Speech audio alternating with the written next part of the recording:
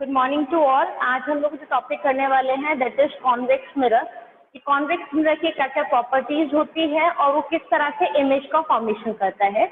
हम लोग प्रीवियसली पढ़ चुके हैं कॉन्केव मिरर के बारे में। Concave mirror is also known as converging mirror and convex mirror is known as diverging mirror because it will diverge all the light rays fall on it. जितनी भी लाइट रेज उसके ऊपर पड़ती है वो उनको क्या कर देता है, डाइवर्ज करता है डिफरेंट डायरेक्शंस के अंदर। ठीक, जैसे कि हमने बात करी कि हमारे पास एक ये मिरर है, ठीक है। इस मिरर के हमारे पास दो सरफेसेस हैं, एक बल्गिंग इन पार्ट है और एक बल्गिंग आउट पार्ट है। अगर हम बल्गिंग आउट पार्ट को, बाहर वाले सरफेस को पॉलिश कर देते हैं तो ये सरफेस बोला जाएगा इसका पॉलिश सरफेस, और जो इसके सामने आपको दिखाई दे रहा है दैट इज रिफ्लेक्टिंग सरफेस। ठीक है, जिसको हम क्या बोलेंगे, एपरेचर, जिसके ऊपर आपके लाइट रेज फॉल करेंगी। और यहाँ पे क्या बनेगी, इसके मिड पॉइंट से, जिसको हमने पोल बोला, इस मिड पॉइंट से यहाँ पे पास हो रही है आपकी प्रिंसिपल एक्सिस। ठीक है, एक स्ट्रेट लाइन जो कि आपके कॉन्केव मिरर का जो ज्योमेट्रिकल सेंटर होता है, अगर मैंने इसको स्फेयर यहाँ पे फॉर्म किया तो इसका एक ज्योमेट्रिकल सेंटर होगा जिसको हमने बोला सेंटर ऑफ कर्वेचर। तो वो स्ट्रेट लाइन जो कि हमारे सेंटर ऑफ कर्वेचर और प्रिंसिपल एक्सिस से पास होती है उसको बोला जाता है प्रिंसिपल एक्सिस। हमने इसको सिम्बलाइज कर दिया एक्स से, तो यहाँ पे एक्स हमारी प्रिंसिपल एक्सिस हो गई, टी पोल हो गया जो कि मिरर का एक मिड पॉइंट होता है, और सी होता है सेंटर ऑफ कर्वेचर। ठीक है, अब यहाँ पे जो लाइट रेज होंगी वो इस सरफेस पे आपके फॉल होंगे, रिफ्लेक्टिंग सरफेस पे। इस सरफेस से वो क्या होंगी, आपके रिफ्लेक्ट बैक होके वापस आ जाएंगी।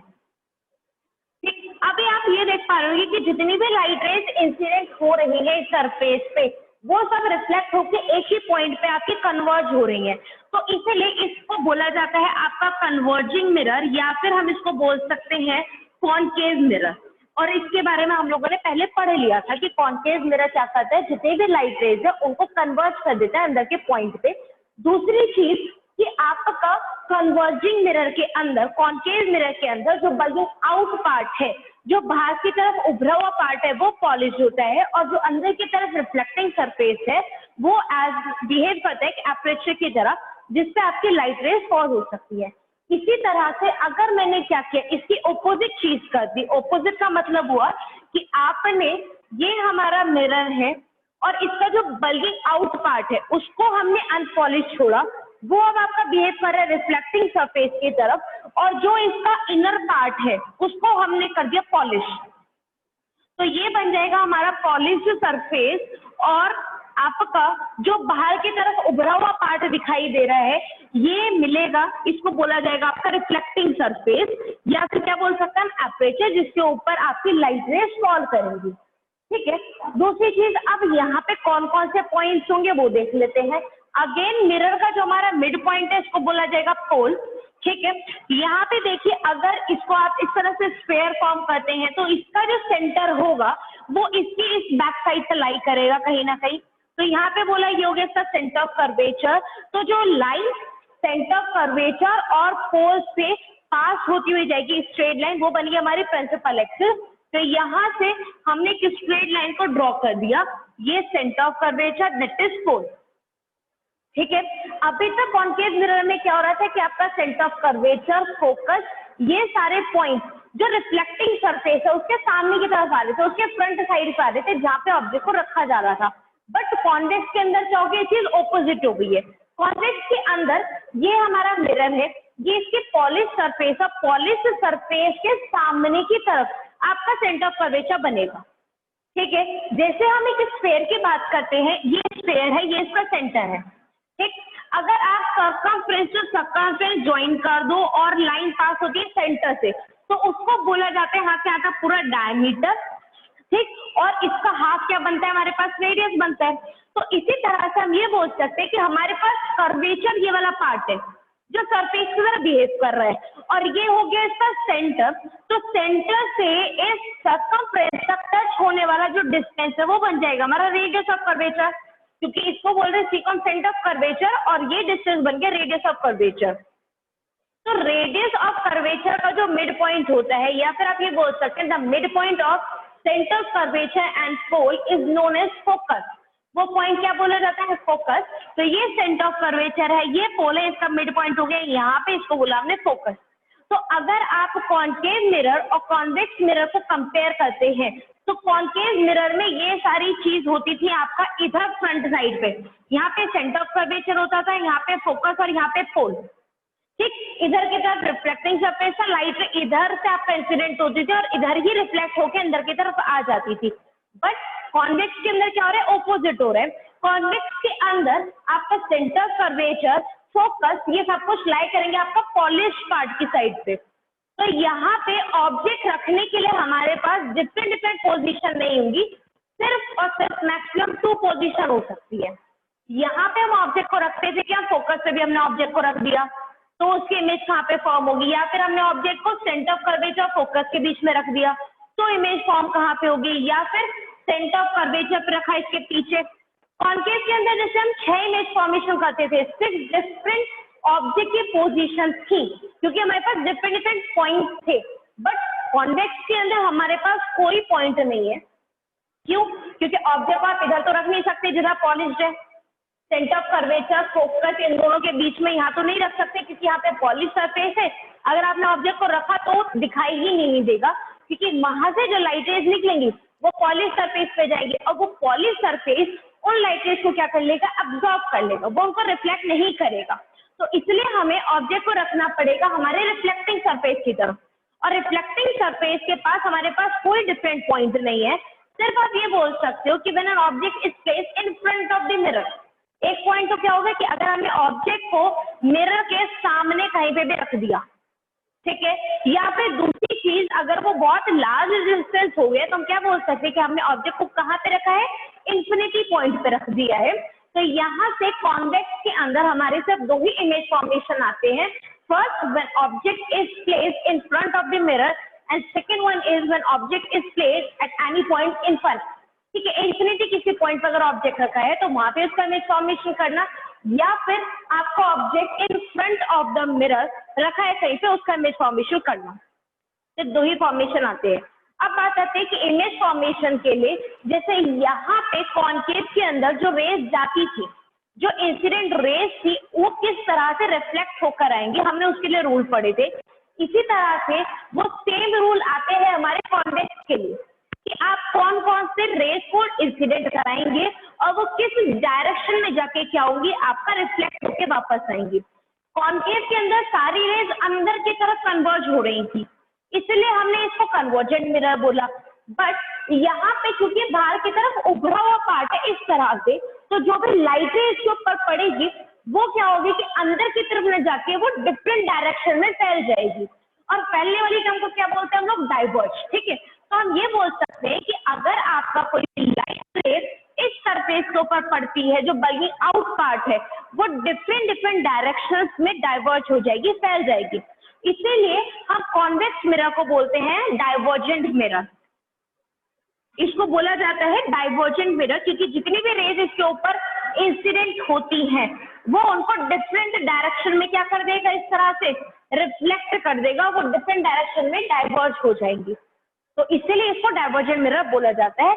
अब इसके रूल्स की बात कर लेते हैं कि रूल्स फॉर ऑब्टेनिंग इमेजेस, ठीक है, कि इससे आपका जो इमेज बनेगी, कॉन्वेक्स मिरर से जो इमेज फॉर्म होती है उसके लिए रूल्स क्या क्या होते हैं। यहाँ पे भी सेम वही 4 रूल आते हैं आपके, जैसे हमने कॉन्केव के अंदर पढ़े थे। लाइट रेज हमेशा ऑब्जेक्ट से जो निकल रही है, अगर मान लीजिए ये हमारे पास एक ऑब्जेक्ट है, ठीक है, तो सिर्फ और सिर्फ 2 ही रेज के अंदर से नहीं निकल रही, इसके अंदर से इनफाइनाइट नंबर ऑफ रेज निकल रही है। हर एक पॉइंट से, हर एक नैनो पार्टिकल्स, हर एक नैनो पॉइंट से इसके अंदर से क्या निकल रही है, रेज निकल रही है। बट हमें वो इनफाइनाइट नंबर ऑफ रेज नहीं चाहिए, इमेज फॉर्मेशन के लिए हमें चाहिए सिर्फ 2 रेज। तो हम यहाँ से यही करते हैं कि हम कोई भी 2 रे डालते हैं। हमारे पास रूल कितने आते हैं, 4 रेज के आते हैं, उनमें से हम कोई भी 2 रेज को अपनी कन्वीनियंस के हिसाब से यूज करके इमेज फॉर्मेशन कर सकते हैं। अब वो 4 रूल क्या है वो देख लीजिए। सबसे पहले हमने बोला कि हमारे पास ये एक मिरर है, ये principal axis, that is centre of curvature, focus, and ये बन गया पोल। ठीक, फर्स्ट रूल क्या होता है आपका कि अगर कोई भी लाइट रे आपका क्या होती है parallel to the principal axis होती है, if a light ray comes which is parallel to the principal axis then it will reflect back, ठीक है। और हमें ऐसा फील होता है कि वो कहाँ से आ रही है, फोकस, क्योंकि कॉन्केव के अंदर भी हमने पढ़ा था कि अगर कोई एक लाइट रे प्रिंसिपल एक्सिस के पैरेलल होती है, इंसिडेंट हुई प्रिंसिपल एक्सिस के पैरेलल, देन वो रिफ्लेक्ट होकर फोकस से पास होती है। इसी तरह से कॉन्वेक्स के अंदर भी आपका यही रूल आता है कि if a light ray which is parallel to the principal axis it will appear to come from focus, हमें ऐसा अपीयर होगा कि वो फोकस से आ रही है। किस तरह से, यहाँ पे देखिए ये लाइट है हमारी पैरेलल है प्रिंसिपल एक्सिस के, ये रिफ्लेक्ट होगी बट अंदर की तरफ फोकस तो यहाँ पर है और यहाँ पे क्या है आपका पॉलिश सरफेस है, तो हम फोकस के पास उसे भेज तो नहीं सकते, बट हम इस तरह से इमेजिन करेंगे, हमें ऐसा लगेगा कि वो फोकस से आ रही है क्योंकि वो रिफ्लेक्ट होके आपका इधर चली गई है, रिफ्लेक्ट हो गई है वो उस डायरेक्शन में, बट आई कहाँ से, हमें यही लगेगा कि वो कहाँ से आ रही है, फोकस से आ रही है।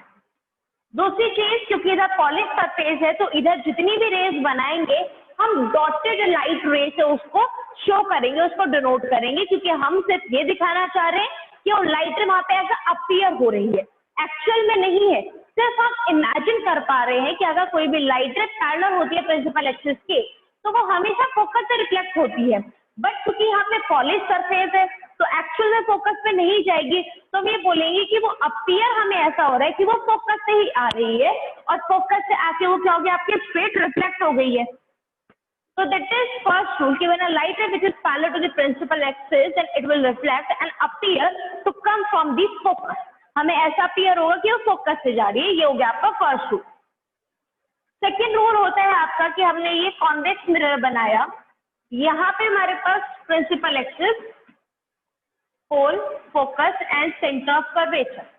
सेकेंड रूल की क्या बात करते हैं, सेकेंड रूल हम ये बोलते हैं कि अगर कोई भी लाइट रे going towards the center of curvature, if a light is going towards the center of curvature on the convex mirror then it will reflect back along the same path।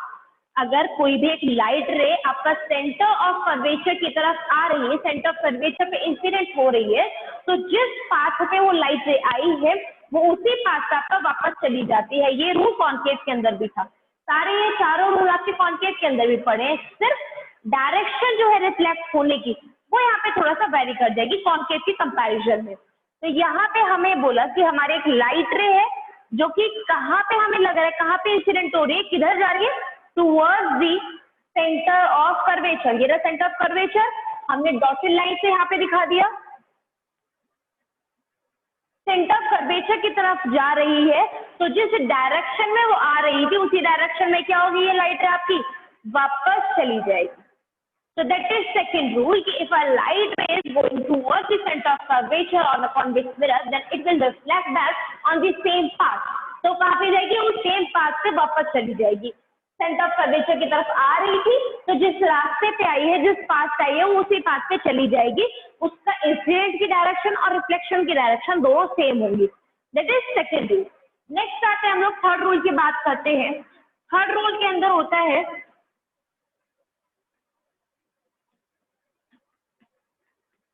Third rule होता है कि अब light रे हमें ऐसा appear हो रही है कि वो फोकस पे इंसिडेंट हो रही है।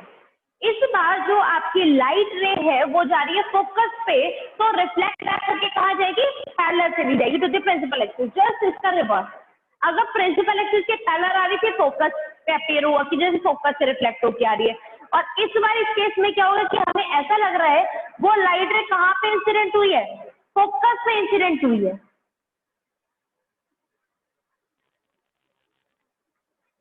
फोकस पे इंसिडेंट हो रही है तो रिफ्लेक्ट बैक होके कहाँ जाएगी, प्रिंसिपल एक्सिस के पैरेलल। तो आप ये बोल सकते हैं light is going towards the focus of a convex mirror then it will reflect और become parallel to the principal axis. इस पॉइंट से रिफ्लेक्ट होगी, इस पॉइंट से क्या कर दीजिए, उसे प्रिंसिपल एक्सिस के पैरेलल भेज दीजिए। एरो कहाँ पे लग जाएगा, ये रिफ्लेक्शन का लग जाएगा इस डायरेक्शन में। ठीक है, ये क्या हो गया आपका, लाइट रे थी जो कि इंसिडेंट कहाँ पे हो रही थी, टुवर्ड्स फोकस आ रही थी, तो इस पॉइंट से कहाँ से रिफ्लेक्ट होकर जाएगी, प्रिंसिपल एक्सिस के पैरेलल।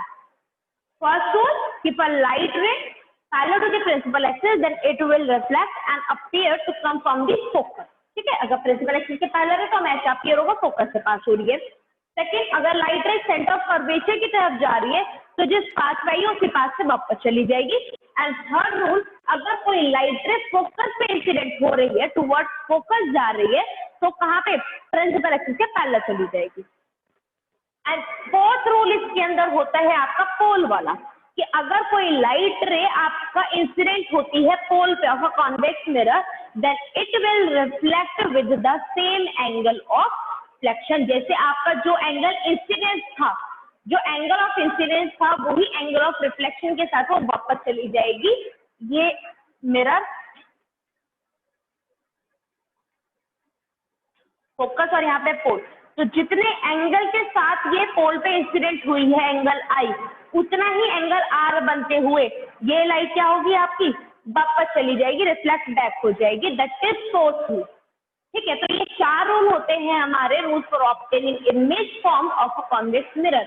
आप इन चारों में से कोई से भी दो लाइट रे को यूज करके इमेज का फॉर्मेशन कर सकते हैं।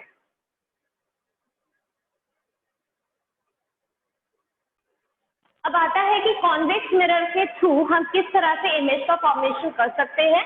ऑब्जेक्ट को कहाँ पे रखा जाएगा और उससे जो इमेज बनेगी वो कहाँ पे बनेगी, उसका नेचर क्या होगा, पोजीशन क्या होगा, उसका साइज क्या होगा। इन शॉर्ट हमें क्या बनाना है, पूरा इमेज का कैरेक्टराइजेशन करना है कि इमेज हमारी किस तरह से बनेगी। फर्स्ट हमने बोला when object is placed in front of the mirror.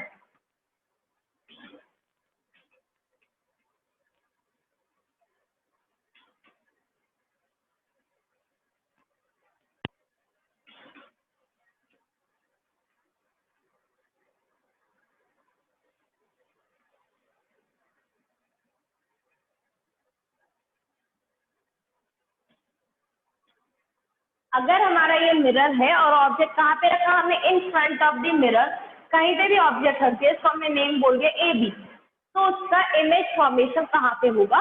तो हमने 4 रूल पढ़े हैं, हम कोई सी भी 2 रेज को यूज करके क्या कर सकते हैं, इसके अंदर आपका इमेज फॉर्मेशन कर सकते हैं। जैसे कि सबसे पहली रे हम कौन सी डाल सकते हैं कि जो आपका सेंटर ऑफ कर्वेचर पे जा रही है। ठीक है, सेंटर ऑफ कर्वेचर पे इंसिडेंट हो रही है तो सेम पाथ पे वापस चली जाएगी। और सेकेंड रे हम करा सकते हैं कि वो प्रिंसिपल एक्सिस के पैरेलल है तो कहाँ से पास हो जाएगी, फोकस से पास हो जाएगी। तो इमेज फॉर्मेशन इसी तरह से करेंगे। First ray if light ray parallel to the principal axis, then कहाँ पे अपीयर होगी, हमें कहाँ जा रही है, फोकस पे, और सेम पाथ पे वो रिफ्लेक्ट हो जाएगी। ठीक है, फर्स्ट है ये हुई। सेकेंड हमने कौन सी इंसिडेंट करा दी, इसके सेंटर ऑफ कर्वेचर की। सेंटर ऑफ कर्वेचर का अगर इंसिडेंट हो रही है लाइट रे, बिहाइंड द मिरर जितनी भी लाइट रे बनाएंगी डॉटेड लाइन से बनाएंगे। ठीक है, तो यही रिफ्लेक्टेड रे होगी और यही इंसिडेंट रे होगी। अब ये देखिए, ये रिफ्लेक्टेड रे जाएगी यहाँ पे, तो इमेज बनती है उस पॉइंट पे जिस पे जो लाइट रेज होती हैं, जो रिफ्लेक्टेड रेज है वो इंटरसेक्ट करती है। तो अगर हम देखें हमारी एक रिफ्लेक्टेड रे ये है और एक रिफ्लेक्टेड रे ये है, इस डायरेक्शन में अगर जाते हैं तो ये आपस में इंटरसेक्ट नहीं करेंगी। तो इमेज का फॉर्मेशन कहाँ पे होगा, जिस पॉइंट पे वो इंटरसेक्ट कर रही है। हमें दिखाई दे रहा है कि ये दोनों लाइट इस पॉइंट पर इंटरसेक्ट कर रहे हैं, तो हम क्या बोलेंगे कि इमेज कहाँ पे बनी है आपकी, इसी पॉइंट पे, और इसको नेमिंग क्या कर दिया हमने, ए डैश बी डैश। अब आती है इसके कैरेक्टराइजेशन के बाद कि आप इसका कैरेक्टराइजेशन कैसे करेंगे, नेचर क्या क्या है। सबसे पहली बात हम बात करें इसकी पोजीशन की, तो पोजीशन कहाँ पे है, ये हमारा पोल है और ये फोकस है, तो पोल और फोकस के बीच में कहीं ना कहीं इमेज बनी है। तो हम बोल सकते हैं कैरेक्टराइजेशन में सबसे पहले पोजीशन की बात, तो पोजीशन बनी, इमेज बनी है बिहाइंड द मिरर, मिरर के पीछे है, और पीछे भी कहाँ पे है, बिटवीन पोल एंड फोकस, पोल और फोकस के बीच में इमेज बनी है। सेकेंड बात करते हैं इसके नेचर की कि रियल है कि आपका वर्चुअल है। तो यहाँ पे जो हमारी दोनों रिफ्लेक्टेड रेज थी उन्होंने एक्चुअल में इंटरसेक्ट नहीं किया है, हमने वर्चुअली उनको एक्सचेंज किया कि वो वहाँ पे इंटरसेक्ट कर रही है। तो यहाँ से जो इसका नेचर आ जाएगा वो इमेज कैसी बन जाएगी, हमारी वर्चुअल इमेज बनेगी। दूसरी चीज कि इन्वर्टेड है या फिर इरेक्ट है, वो देखा जाता है कि प्रिंसिपल एक्सिस से इमेज अपवर्ड डायरेक्शन में है कि डाउनवर्ड डायरेक्शन में। तो यहाँ पे देखिए ये हमारी प्रिंसिपल एक्सिस है और इमेज बनी इसकी अपवर्ड डायरेक्शन में, तो हम यहाँ से बोल सकते हैं कि इमेज कैसी होगी हमारी, वर्चुअल एंड इरेक्ट। गया, पोजीशन बता दी बिहाइंड द मिरर बनेगी, between pole and focus, nature क्या हो गया वर्चुअल एंड इरेक्ट है। अब बात करते हैं इसकी साइज की। देखिए ऑब्जेक्ट का साइज ये है और इमेज का साइज इतना बना है, छोटी बनी है, तो उसके लिए हम क्या टर्म यूज करते हैं, डिमिनिश्ड। तो आप ये बोल सकते हैं कि आपका जो ऑब्जेक्ट इमेज है उसका साइज कैसा हो जाएगा, आपका डिमिनिश्ड इमेज बनेगी। तो ये आपका जब हम एक ऑब्जेक्ट को in front of the convex mirror रखते हैं उसका इमेज फॉर्मेशन है और उसका कैरेक्टराइजेशन है कि इमेज का नेचर कैसे है। तो इमेज की position between pole and focus behind the mirror होगी, नेचर उसका वर्चुअल एंड इरेक्ट होगा और उसका साइज कैसा हो जाएगा, बहुत छोटा साइज बनेगा जिसको बोल देंगे हम लोग डिमिनिश्ड। तो ये फर्स्ट आपका इमेज फॉर्मेशन था। सेकेंड इमेज फॉर्मेशन होता है कि जब आप ऑब्जेक्ट को रख देते हैं इंफिनिटी पॉइंट पे। सेकेंड आता है when object is placed at infinite point।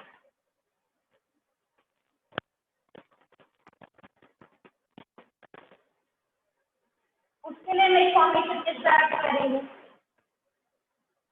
Infinite point वो हो गया जो हमारी लिमिट से बहुत दूर है, ठीक है। तो हम यही बोलेंगे कि इनफाइनाइट पॉइंट से जो रेज आती है क्योंकि वो एक बहुत डिस्टिंक्ट ऑब्जेक्ट हो गया, बहुत दूरी पर है, तो वहां से जितनी भी लाइट रेज आ रही होंगी this all are parallel to each other, वो सारी आपस में कैसी पैरेलल होंगी। तो हम यहाँ से यही बोल सकती है कि जितनी भी लाइटें इस केस में पड़ेंगी वो आपस में कैसी होनी चाहिए, पैरेलल होनी चाहिए। फर्स्ट हमने बनाया, हम चार यूज करने हैं, चार में से कोई भी दो यूज करने हैं। हम फर्स्ट यूज करते हैं पोल वाला, लाइट का इंसिडेंट ऑन दी पोल। अगर कोई लाइट में पोल पे इंसिडेंट हो रही है तो उसका रूल था कि जितने एंगल के साथ आई है उतने एंगल के साथ वो लाइट रे वापस चली जाएगी और धीरे ही वो लाइट रे यहाँ से आपका रिफ्लेक्ट होकर चलेगी। ये इंसिडेंट रे, ये रिफ्लेक्टेड रे, एंगल आई और आर आपका सेम, ठीक है। इसको हम बैक साइड से एक्सटेंड कर सकते हैं। अब आपको क्या बनाना है कि ये आपकी इंसिडेंट रे है, आपको इसी के पहला दूसरी रे बनानी है। तो हम कौन सी डाल सकते हैं, सेंटर ऑफ कर्वेचर की लाइटें डाल सकते हैं कि ये आपका सेंटर ऑफ कर्वेचर है और इससे आपका कोई भी लाइट है क्या होगी, आपका इंसिडेंट हो रही है, तो जिस पास पे आएगी वो उसी पास पे क्या हो जाएगी, आपकी वापस चली जाएगी, इंसिडेंट रे और रिफ्लेक्टेड रे, ठीक है। अब जिस भी पॉइंट पे दोनों रिफ्लेक्टेड रे, ये रिफ्लेक्टेड है, एक जिस पॉइंट पर दोनों मिल रही है उस पॉइंट पे क्या बन जाएगी, इमेज, और दोनों किस पॉइंट पे मिलेंगे आपको। यही चीज हम कॉन्केव में भी कर रहे थे कि कॉन्केव में अगर कोई ऑब्जेक्ट को करते हैं इमेज कहाँ बन जाती है, इनफाइनाइट पॉइंट पे, और कोई ऑब्जेक्ट अगर इनफाइनाइट पॉइंट पे तो इमेज कहाँ फॉर्म होगी, फोकस पे। सिमिलरली कॉन्वेक्स में भी हुआ कि अगर कोई ऑब्जेक्ट हमारा इनफाइनाइट पॉइंट पे है तो उसकी इमेज कहाँ पे फॉर्म हो रही है, फोकस पे फॉर्म हो रही है। नेचर की बात करें सबसे पहले पोजीशन बताएंगे, पोजीशन कहाँ पे, behind the mirror at the focus, ठीक है। मिरर के पीछे की तरफ कहाँ पे बनी, फोकस पे बनी। सेकंड हम बात करेंगे कि आपका नेचर कैसा है, तो यहाँ पे इमेज एक्चुअल में इंटरसेक्ट करने के बाद नहीं बनी है, वर्चुअल बनी है। नेचर कैसा होगा, वर्चुअल। प्रिंसिपल इससे कैसे है हमारे अपर डायरेक्शन में है, तो बोलेंगे कि वर्चुअल इमेज बनी। अगर हम साइज की बात करते हैं इस कंपैरिजन को ऑब्जेक्ट कैसे आपको बहुत होता है तो इमेज का साइज कैसे रहेगा आपको मिलेगा। तो यहाँ से भी कैरेक्टराइजेशन आता है आपको कि behind the mirror at focus image बनने पोजीशन साइज इमेज है और नेचर कैसा है, वर्चुअल एंड इरेक्ट। ये दोनों केसेस से आपकी कॉन्वेक्स मिरर की इमेज फॉर्मेशन, दोनों ही केसेस में आपने देखा कि जो इमेज है वो वर्चुअल एंड इरेक्ट बन रही है। कॉन्वेक्स के केस में सिर्फ एक ही प्रकार से वर्चुअल एंड इरेक्ट इमेज बनती थी, बाकी पांचों केसेस में कैसी इमेज बनती थी, रियल एंड इमेजिनरी।